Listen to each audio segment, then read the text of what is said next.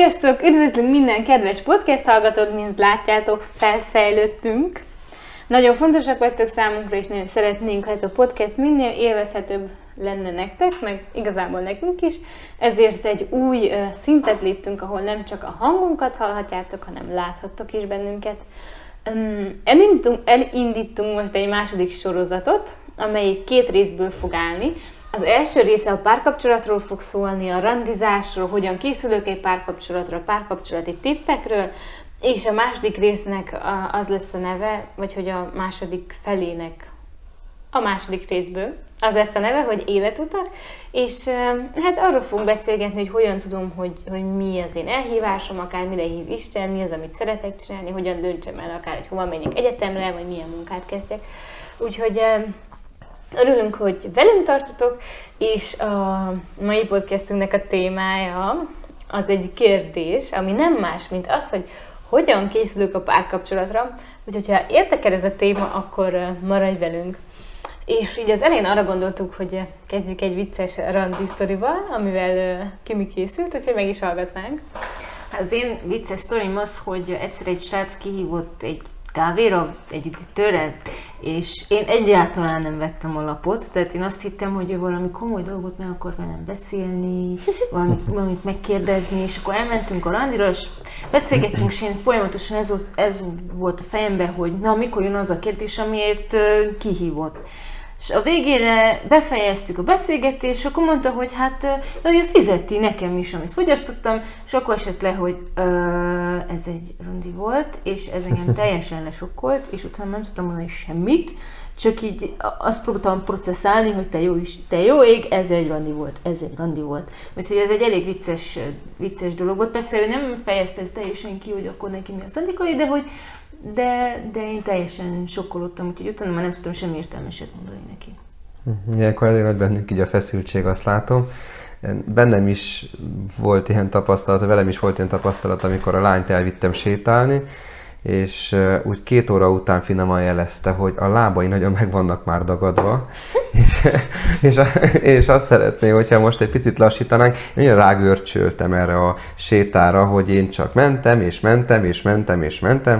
és beszélgettünk, és tényleg jó beszélgetés volt, csak hogy a tempót azt nem nőttem be, úgyhogy ez a feszültség, ami talán bennetek is ott lehet, vagy akár bennünk ott volt, vagy néha ott van, az jelen van ezekben a randikban, vagy ezekben az ismerkedésekben. Fontos ugye az, hogy mielőtt párkapcsolatra lépünk valakivel, azért mi is randizgassunk, meg találkozgassunk, és így merül fel bennem az a kérdés, meg készültem ezzel a kérdéssel számotokra, hogy egyáltalán kell-e készülni egy párkapcsolatra, vagy hogy miért igen, miért nem. Ha igen, akkor ti hogyan készültetek erre, vagy hogy mit tanácsolnátok a fiatal hallgatóinknak, hogy hogyan készüljenek rá, így mi jut eszetekbe erről a kérdésről?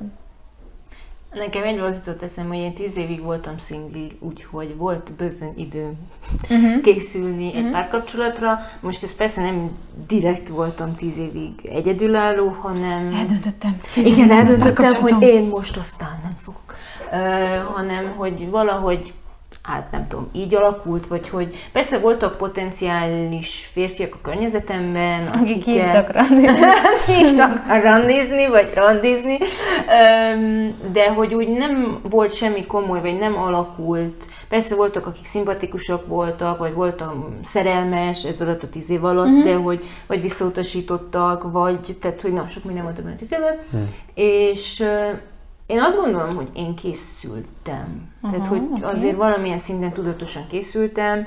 Most ezt nem kell olyan, hogy nagyon görcsösre gondolni, vagy ilyen szuper fókuszáltra, inkább csak, hogy figyeltem arra, hogy foglalkozok saját magam, hogy ki vagyok én, mik az én erősségeim, mik az én gyengeségeim, és én tényleg próbáltam ez alatt a 10 év alatt minél inkább megismerni saját magamat, megismerni azt, hogy ki vagyok én nőként, hogyan tudok jelen lenni nőként, milyen férfit keresek, és nagyon sok vetülete meg layer, nem tudom ezt úgy mondjam, magyarul rétege, köszönöm szépen, volt ennek a dolognak, meg ennek a sok évnek, úgyhogy volt időm készülni, azt gondolom a párkapcsolatra. És akkor te így akkor támogatnád ezt a készülést? Igen, vagy mindenképp bizonyos szinten igen, azt gondolom, hogy fontos, hogyha készülünk, nem kell ez nagyon-nagyon nagy dolgokba megnyilvánuljon, de hogy azt is gondolom, hogy maga a párkapcsolat, vagy annak a kialakulása, az ismerkedés, a randizás,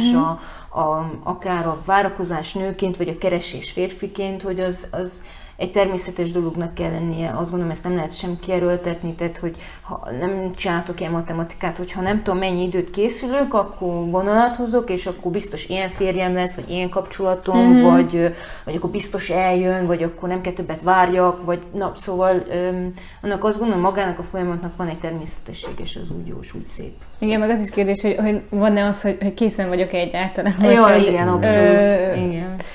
Én azt látom, hogy mindnyájan úgy vágyunk arra, hogy párkapcsolatban legyünk, vagy hogy szeretve legyünk, és egy ilyen olyan erős vágyat érzékelek én a fiatalokban. Meg bennem is ez volt, hogy de jó lenne minél hamarabb, hogy legyen egy párom, akkor ezt a kategóriát, hogy kipipáltam az életemben, én ezzel hogy tudok haladni. Az is érdekes, hogy mikor van párod, akkor örülsz neki, és akkor lehet, sokszor ugye a fiúk körében van ez a téma, hogy pont akkor jön egy másik lehetőség is, hogy na vele is össze lehetett volna jönni, és akkor pont most nem tudom, 3-4 érdeklődő is van, és hogy ezt általában úgy észrevesszük, de hogy amikor egyedül vagy, akkor senki nem néz rám, és senkinek sem kellek, meg senki nem akar velem lenni. Tehát vannak ilyen végletek, amiben néha ez a szeretetnek a vágya így elcsúszik, vagy elmegy. Én azt látom, hogy nagyon szeretnénk, hogy szeretve legyünk, vágyunk erre. Néha ezért nagyon sok mindent a fiatalok készek feláldozni, akár lehet, hogy nem biztos, hogy fel is kell az egészet áldozni. Például a teljes szabadságukat, a teljes határaikat nem tisztelve. És az is úgy még bennem van, ami ide kapcsolódik, hogy így tényleg ez a szeretet, hogy szeretnék szeretni, de vajon csak én vágyom arra, hogy az én szeretet űrömet, tankomat betöltsék, vagy én is tudok már. Tehát nekem a készülés vagy most ezt jutott eszembe, hogy tudok-e már adni valakinek szeretetet, tudok-e adni valakinek törődést és társait, tehát hogy én tudok-e már adni, vagy csak kapni akarok. Igen, mert elvégre a párkapcsolat arról szól, hogy kölcsönösen is adunk egymásnak, és tehát hogy én hogyan tudok adni akkor, hogyha nekem nincs ahonnan adjak. Igen. Meg hogy azért nem akarok drasztikus lenni, de hogy a párkapcsolat végül is azért van, vagy azért kezdjük el, azt gondolom, hogy abból majd hosszú távon házasság legyen, vagy hogy valahol ez a vágyunk is. A házasság meg nem arról szól, hogy én kapok, hanem sőt inkább arról szól, hogy én hogyan tudok adni, hogyan tudok jobban szolgálni, és hogy ez persze, ha kölcsönös, akkor ez nagyon szép, és akkor nagyon élhető, mert hogy én is kapok, és én is adok, és ez így van egy folyamatos körforgás. És elvégre erre lett megalkotva, vagy hogy egyik célja ez. Na jó, elmentünk a házasságig, úgyhogy ki tudja, még egy idő után erről is fogunk beszélgetni. Hupikam. Tehát akkor igazából fontosnak tartjátok a készülést a párkapcsolatra? Igen, vagy? Mindenki. Tehát akkor ez. Igen. Én azt gondolom egyébként, hogy fontos készülni a párkapcsolatra, viszont azt látom, hogy úgy készülni, hogy akkor ne essünk bele abba a hibába, hogy akkor minden erről szól. Tehát, hogy akkor mit tudom én, minden a párkapcsolatra, a készülésről szól, és akkor ezt fogom tenni azért, hogy most egy jó párkapcsolatom legyen, vagy kimegyek az utcára, és akkor ő is lehetne, vagy hogy ebben szerintem fontos, hogy ne legyen egy görcsösség, vagy hogy tudjunk szabadok lenni bennem. És hogyha már így a készülés vele hajlunk, akkor hogyan lehet készülni egy párkapcsolatra? Egy pár gondolatot megosztottunk már, amiatt felvegyük a podcastet, így ezzel kapcsolatosan, és nagyon tetszik az, hogy különböző szemszögeket tudtunk behozni, és mit gondoltok, hogy mit jelent ez a készülés, vagy miből áll konkrétabban? Kimi? Egy csomó minden eszembe jutott, és így utána, hogy te jó ég, melyiket akarom mondani, melyiknek van értelme. Számomra azt hiszem, azt tudom mondani, hogy nekem a legtöbbet segített, és amit már így említettem, az így a nőiesség kérdése, hogy én ezzel tudatosan foglalkoztam, vagy megvizsgáltam. Tény, hogy ez egy terápiás folyamatban kijött, mert hogy muszáj volt ezzel foglalkozni, hogy akkor számomra mi az ideális nő, vagy ki az ideális nő, milyen kategóriák vannak, hogyan viszonyulok ehhez az egész kérdéshez én, hogyan látom saját magamat nőként, hol vagyok elakadva akár ebben a témában, tehát hogy például szánok-e elég időt arra, hogy foglalkozzak akár, hogy mennyire vagyok ápolt, vagy mennyire fontosak számomra ezek a dolgok, vagy akár mennyire tudok gyengéden viszonyulni emberekhez, vagy inkább a vezető kerekedik fölé, és akkor én tudom, és én cak, és határok, és keretek, és nem tudom micsoda, és hogy nehezen tudom akár beleengedni magamat egy helyzetbe. Úgyhogy ez nekem nagyon sokat segített, hogy készüljek egy párkapcsolatra, hogy én egy elég erős személyiség vagyok, és egy erős nő is vagyok, és hogy egy férfi mellett én tudjak nő lenni, és én neki tudjam megengedni, hogy ő férfi legyen. Ha én minden leuralok, és mindenhol én kell mindent irányítsak, és vezessek, és kontrolláljak, akkor az nem, tehát akkor nem is lesz párkapcsolatom, mert a másiknak nincsen helye mellettem. Úgyhogy nekem ez sokat segített, hogy felismerjem azt, hogy mik azok a területek, vagy hol van az, ahol én vissza kell vegyek a saját, saját magamból, ami már túl sok, vagy ami nem egészséges a számomra elsősorban, és nem egészséges egy párkapcsolat számára. Ti az ilyen listások vagytok, akik megírtátok így a listát az elején, hogy milyen párt, hát igen, milyen párt szeretnék így az első, vagy ki hogy van ezzel a listásban? Ez egy jó érdekes. Nekem volt egy listám, vagy mindig is voltak ilyen elképzeléseim már itt is korom óta, de például nekem az egyik tippem így a párkapcsolatra való készülésre, az pont az volt, hogy ezt a listát elengedni, vagy hogy jó, most voltak... Ez az ideál, ugye? Arról beszélgettünk, hogy ideális párlistája. Igen, ideális párlistája. listája. Igen, most nem tudom, voltak dolgok rajta, amikhez tényleg ragaszkodtam, de viszont volt, szerintem több mint fele olyan dolog volt, ami nélkül simán lehet egy nagyon egészséges párkapcsolatra lenni. És szerintem nagyon fontos az, hogy a párkapcsolatra való készülésben, hogy hogyan tekintek a másikra, vagy hogy hogyan készülök, vagy hogy igen, tehát hogyan látom a másikat, hogy én tudok a másik nemre, vagy a másik emberre úgy nézni, mint Isten gyermeke, és akkor ne kiszúrni benne dolgokat, hogy ja, hát ő ilyen, és ő olyan, és hát ő nem pont úgy hisz, ahogy én hiszek, vagy hogy azt gondolom, hogy így hát több könyvet is olvastam, meg akár más keresztény nőkkel is beszélgetve, így voltak pozitív következmény, tehát pozitív üzeneteket és negatív üzeneteket is kaptam, vagy lehet, hogy ők nem úgy értették, de az én fejemben nagyon negatívan csapódott le, hogy akkor nagyon, nagyon szigorú kell legyél, hogy milyen pár lesz melletted, és hogy most akkor hívő kell legyen 100%-osan, és ő előtted kell járjon, és hogy nem tudom, számomra ezek nagyon nagy feszültséget keltettek, vagy hogy így elvették azt az Isten gyermekséget, amit a másik, vagy azt az értéket, vagy azt a kincset, vagy azt a tiszteletet, amit én a másik nem felé tudok tanúsítani. Ezért én, mikor készültem, akkor így mindig arra gondoltam, hogy nyitott leszek. Tehát, hogy nyitott leszek bárkivel kimenni egy randira. Vagy még akkor is, hogyha mondjuk ő nem hívő, vagy hogy nem tudom róla, hogy hívő-e, vagy nem. Mert az is meg lehet, hogy most nem tudom, hogy hívő vagy nem, de kiderül egy beszélgetés alatt, hogy hát ő amúgy hisz Istenben, de ha egyből visszautasítom, mert az Insta profiljánál nincs kiírva, hogy God is first, vagy nem tudom, akkor ki tudja, hogy milyen értéket veszítek el benne. Én például ezért nyitott voltam, aki bátor volt és ki volt randizni, én például mindenkivel kimentem, vagy mindenkinek adtam egy esélyt, hogy beszélgettem vele. Én sokszor érzékelem azt, hogy így nem mernek a fiatalok álmodni egy nagyot, vagy nem is feltétlenül álmodni, hanem hogy a saját maguk vágyait leírni egy papírra. Ez legyen akár a karrierjükkel kapcsolatban, vagy az életútjukkal kapcsolatban, akár az, hogy milyen párt szeretnék.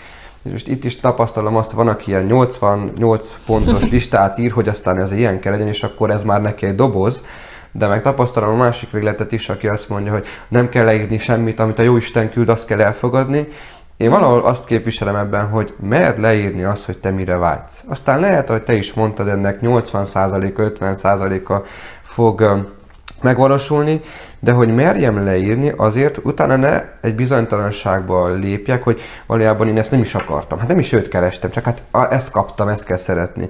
Igen, én őt tudom választani, tudok rámondani erre a személyre egy igent, én akarom őt úgy, ahogy ő van, persze a hibáival együtt is.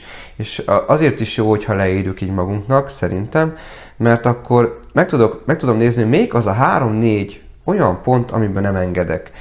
Mert hogyha te tudod, hogy ki vagy, akkor ez a 3-4 pont reprezentál téged, és nem jó, ez az ellentétek vonzák egymást, ez, oké, ez is benne van, meg a pozitív, mindent kell találni, és ugyanolyanok kell legyünk, ez nagyon tág dolog, de csak kell legyen a 3-4 pontot neked is, vagy nekem is, mindannyiunk számára, hogy mi az, ami számomra fontos, és szerintem az önismeretben ez egy kicsike lépés, de nagyon fontos.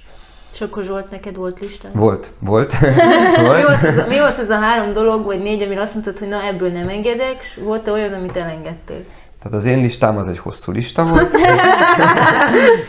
és az volt a pozitív dolog ebben, hogy nagyon sok mindenre a Jóisten egy olyan személyt küldött mellém, akiben ebből a nem tudom, sok pontból nem emlékszek pontosan hány pontja volt, de hogy azt éreztem, hogy megvan. És volt olyan személy is, akivel ismerkedtünk, aki azt éreztem, hogy sok hiányzik, és nem nagyon tudok erre egy igent mondani. Nem ő a hibás ezért, hanem effektív szerintem nem találunk, vagy velem van a probléma. Ugye szokták sokszor ezt mondani, hogy nem veled van, velem van a probléma. Úgyhogy nekem az egyik ilyen fontos dolog volt az, hogy külalakban tetszedjen nekem, és megvan a 3-4, amit most nem fogok megosztani, maradjon titok, olyan személyes személyes preferenciám, igen, amit én nagyon szeretek, és a feleségemmel ezek mind megvannak. Például azt csak mondok egyet, hogy a lány, az nem baj, hogyha egy picit, hát ezt hogy lehet szépen fogalmazni, úgy gömbölydedebb, kerekebb. Nekem ez fontos, nekem ez például egy ideálom, de itt meg is állok, csak azért, hogy ne befolyásoljak másokat, vagy barna göndör, hogy nem mondom, megállok, tehát nem folytatom ezeket az ideálokat, de hogy volt igen ilyesmi. A másik dolog, ami ugye eszembe jut, az, hogy lelkiekben egy olyan lány legyen, aki figyel a lelki tisztaságra, a lelki békéjére, és igen, a páromban ezt megtaláltam, hogy ez nagyon megtetszett, ez különösen megtetszett. És a harmadik ilyen dolog, ami nagyon így felugrik bennem, hogy ne csak azt érezzem, hogy én teperek ezért a lányért, hanem a páromnál volt először az a benyomás, hogy most már feleségem, hogy ő is teljesen úgy akar, ahogy vagyok. És ez nekem annyira új volt, hogy az én hibáimmal, hogy ő akar velem lenni, nem csak egy vagyok a halpiacon, hanem nem csak egy nyúl vagyok a halpiacon, hanem ő Zsoltra kíváncsi.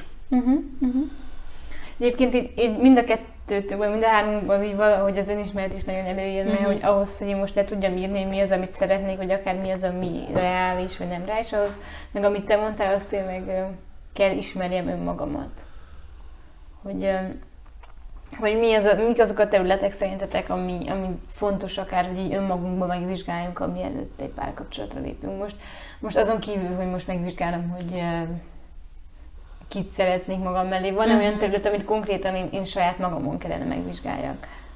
Nekem egyből beugrott egy dolog, és ez rövid lesz. Egyet fogok mondani, aztán meg így dobogathatjuk a labdát egymásnak, hogy pörögjünk. Nekem az ugrott be, hogy mik a csontvázaim. Hát most itt arra gondolok, hogy mik az ilyen sebzettségeim, ami ott van. Tehát hozom a családból, hozom a környezetemből. Igen, tudom, hogy édesanyám, édesapám ilyen. Nem akarok ilyen lenni, de én is ilyen vagyok egy picit, vagy talán sokat. És hogy ha még fiatal vagy, nagyon sok időd van ezekkel foglalkozni, és bennem ez a benyomás, hogy adjunk ezekre időt, hogy gyógyuljunk. Igen, és persze szerintem abszolút egyetértek, és ezzel úgy is kell dolgozni a párkapcsolat alatt is, és a házasság alatt is, hogy a gyengeségeimen dolgozzak, hogy akkor az... Ami nekem eszembe jutott, az a konfliktuskezelés, tehát hogy az nagyon fontos megvizsgálni, hogy én egy konfliktusban hogyan viselkedek. Elkerülöm, kiabálok, nem beszélem meg, haragszom napokig, duzzogok. Tehát, hogy ezekben a nehéz helyzetekben én hogyan vagyok jelen, és hogyan kezelem ezeket a dolgokat, mert hogy ezt fogom belevinni a párkapcsolatba is, és hogy ez fontos, hogy ebben akár növekedni, vagy gyakorolni azt, hogy tényleg hogyan tudok egy konfliktust kezelni, mert hogy lesznek konfliktusok, olyan párkapcsolat nincs, és azt nem is tartom normálisnak, hogy nincs egy vita, vagy nincs surlódás, tehát akkor azt jelenti, hogy valamelyikünk nem valós, vagy nem vállalja teljesen önmagát. És nekem ez jutott eszembe. Nekem még ami eszembe jutott így a párkapcsolatra való készülésről, az, hogy szerintem fontos az, hogy egyedül is jól tudjunk lenni. Tehát, hogy én az egyik dolog, így sok mindent tanultam a párkapcsolatomból, az egyik dolog, amit megtanultam, és nagyon fontos, az, hogy a másik személy nem a táplálékforrásom, vagy hogy igen, persze feltölt a vele együtt töltött idő, és ez normális, de hogy nem ő a fő forrásom, és hogy ez viccesen hangzik, de hogy meg kell tanulnom egyedül is elég lenni. És hogy például másoktól is hallok, meg nekem is voltak olyan időszakom az egyedülállóságomban, vagy a szingliségemben, amikor effektíve kiborultam, vagy hogy is, ami normális, és nem azt akarom mondani, hogy ne fejezd ki az érzésédet, vagy ne érd át azt a fájdalmat, amikor egyedülálló vagy, de hogy szerintem fontos, hogy ebben ne legyen egy ilyen belekeseredés, hogy jaj, és akkor már ilyen tiszta önsajnálás, már veszem az ostomat, én szerencsétlen egyedülálló, Isten nem küld senkit mellém, vagy nem tudom, hanem hogy jó, hogy azt gyakoroljuk, gondolom, és hogy azt gondolom, hogy gyakoroljuk azt egyedülállóként, hogy igen, hogy elég vagyok, hogy mi az, amit szeretek, mi az, ami engem feltölt, mik azok a hobbik, amiket én szeretek, mi az, amit szeretek csinálni.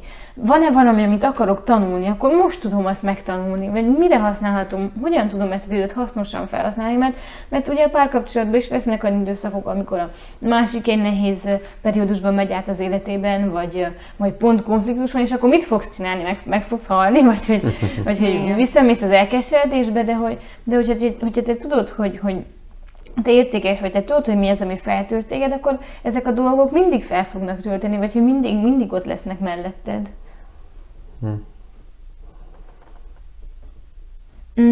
Szerintetek, most keresem, milyen kérdést tegyek fel nektek. Szerintetek Isten hogyan van jelen ebben a folyamatban, vagy hogy fontos-e Istennek a jelenléte, hogyan tud az Isten vezetni egy ilyen készülődésbe, egy ilyen keresésbe? Hát nekem egyből beugrott egy nagyon jó sztori. Ugye amikor feleségemmel ismerkedtünk, akkor az volt a tapasztalatom volt, hogy nem minden volt egyértelmű. Tehát, ahogy mi összejöttünk, akkor nem minden úgy alakult, hogy na, akkor ez így kell legyen, közös az útjuk.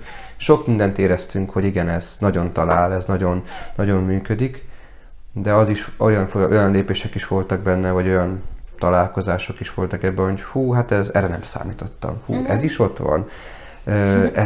Ez is te vagy.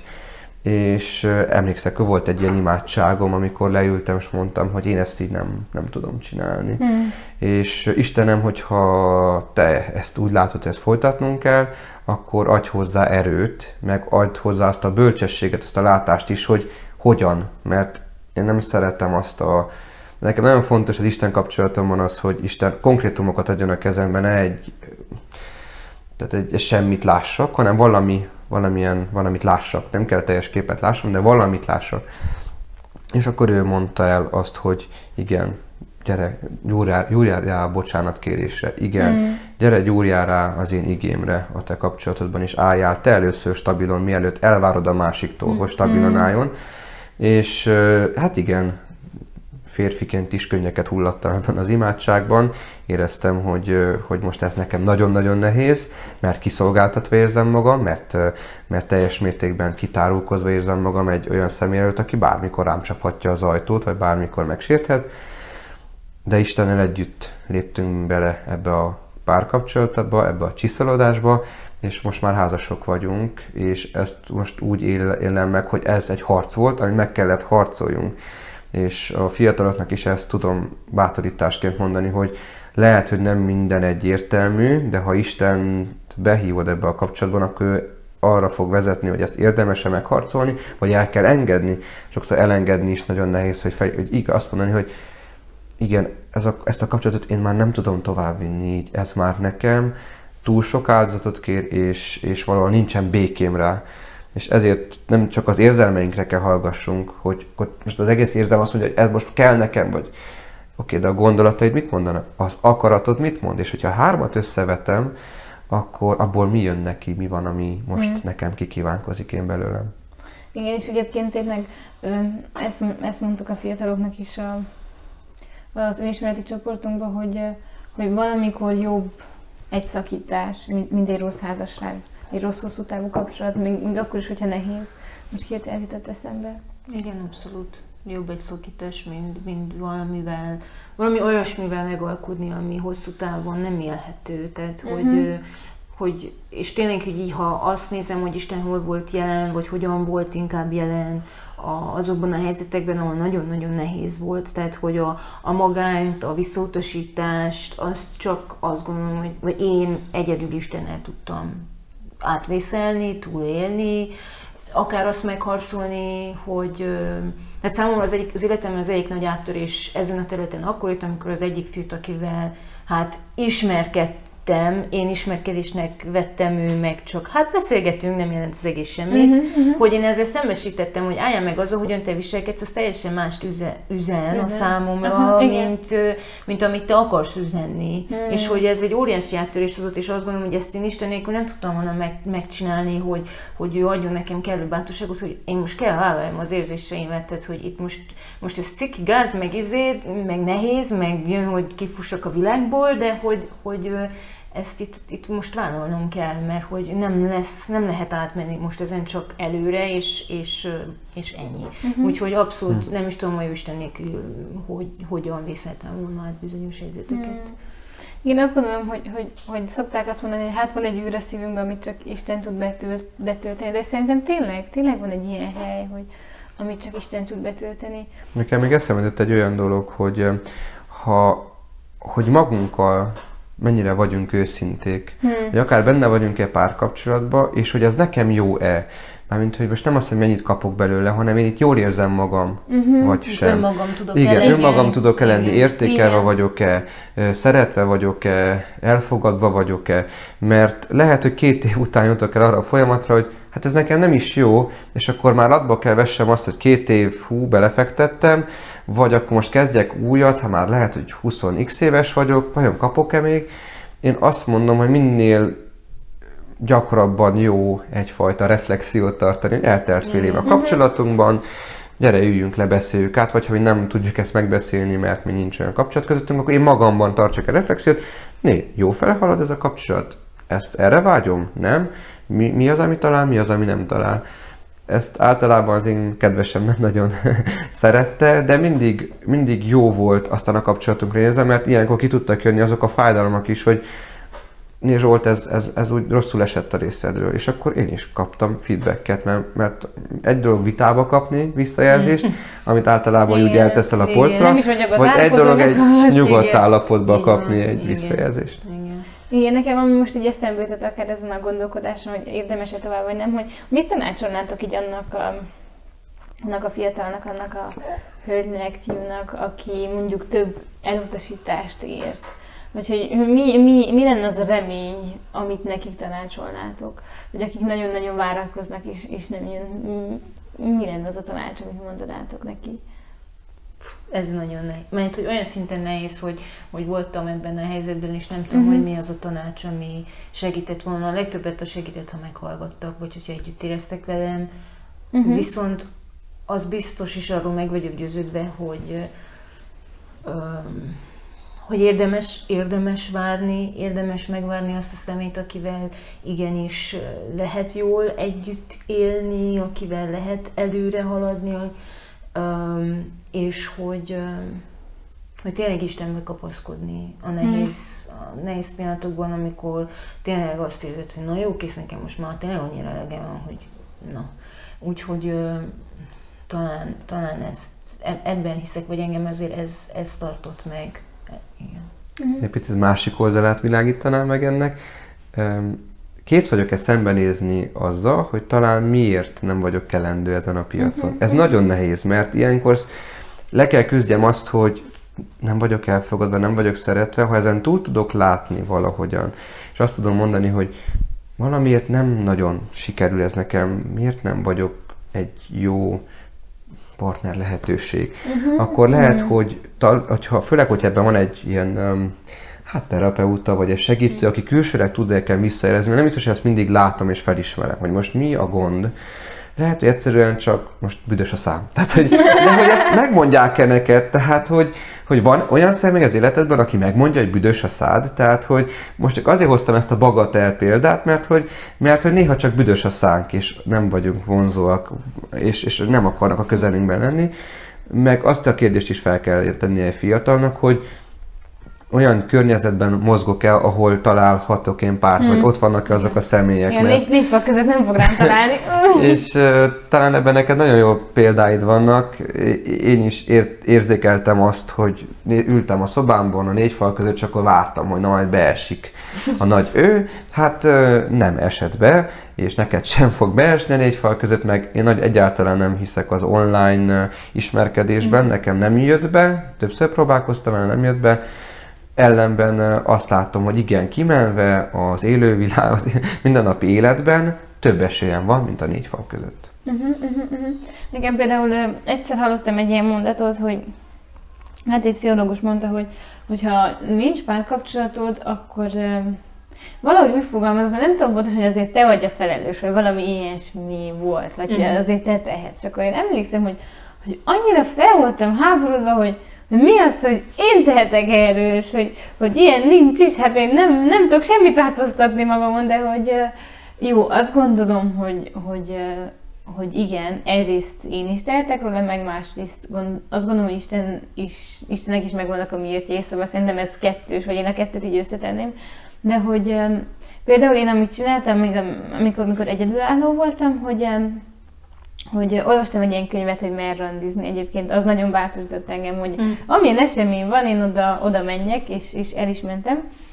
És volt ott, azt hiszem abban a könyvben volt egy ilyen feladat, hogy írd össze azokat a fiúkat, akikkel eddig randiztál, vagy akikkel eddig ismerkedtél, és akkor nézd meg, mi a közös vonás bennünk. Nagyon jó ötlet. Igen, és hogy tényleg összeírtam, és azt hiszem, ami ilyen közös vonás volt, itt többen előfordult, az most azt tudtam megfogalmazni, hogy nem vettek komolyan.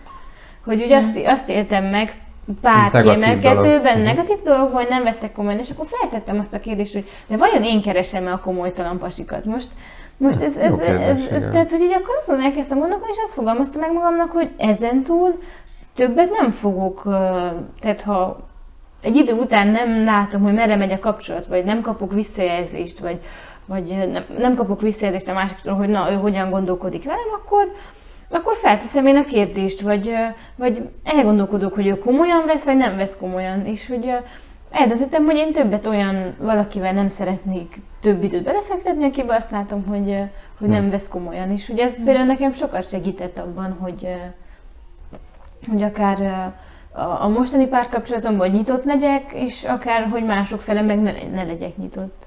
És szerintem nagyon érdemes, hogyha például több elutasítást tapasztaltál, hogy akkor írd össze azokat, akikkel te beszélgettél, milyen közös tulajdonság van bennük, mi az, ami tényleg tőled függ, vagy... Én valami hasonlót kért meg a terapeutám, hogy csinálják, hogy egy lapot osszak be 4-be, és írjam fel, hogy milyen férfiak vonzanak, melyek taszítanak, melyeket nézek le, vagy vetek meg akár, és ki az, akit egyáltalán nem is veszek észre. És hogy ahogy összeírtam ezeket a neveket, akkor akár így megnéztem, hogy miért, vagy hogy rájöttem, hogy vannak olyan dolgok, amik lehet, hogy nem feltétlenül velük van a baj, vagy lehet nem a megfelelő férfi vonz, mert hogy nekem van egy hamis képem akár arról, hogy mit jelent a férfi, vagy mit jelent nőnek lenni. Na, szóval ezek nagyon jók, ezek a gyakorlatok, azt gondolom. Egyébként én nagyon ajánlom azt a könyvet, hogy mer randizni. Majd belinkeled, belinkeljük alulra. És a határaink a párkeresésben, nekem ez a két könyv nagyon-nagyon sokat segített ebben a felkészülésben. És lassan az időnk végére nem lassan, igazából elérkeztünk a podcastünk végére, úgyhogy köszönjük szépen, hogy velünk tartottatok, és reméljük, hogy tudtunk segíteni, vagy adni pár olyan gondolatot, ami akár segít a párkapcsolatra való készülésben. Én mindenképp így azt fogalmazódik meg záró gondolatként bennem, hogy van remény, hogy ugye ott van a hit, szeretet, remény is, ugye a remény az nem szűnik meg, és nem engedi megszégyenünk, azt hiszem így fogalmazza az ige, és hogy bármennyire elcsügget vagy, akkor is arra tudnak bátorítani, hogy ne hagyd ezt a reményt, hogy ne hagyd azt, hogy akár a negatív tapasztalatok befolyásoljanak, hanem mindig keressél, és hiszem, hogy találni fogsz. És a másik az, hogy ameddig egyedül vagy, addig tényleg használd ki azt az időt, ameddig egyedül vagy. Ismerd meg magad, ismerd meg, mi az, amit szeretsz, mi az, ami feltölt, mi az, amit szeretnél, tűzzél ki célokat, haladj felék, és azt gondolom, hogy ez majd egy jó párkapcsolathoz fog tudni vezetni, vagy fog vezetni. Szóval köszönöm szépen, hogy velem voltatok. Mi is köszönjük a lehetőséget. És köszönöm szépen a hallgatóságnak, és találkozunk a következő podcastben. Sziasztok! Sziasztok! Sziasztok!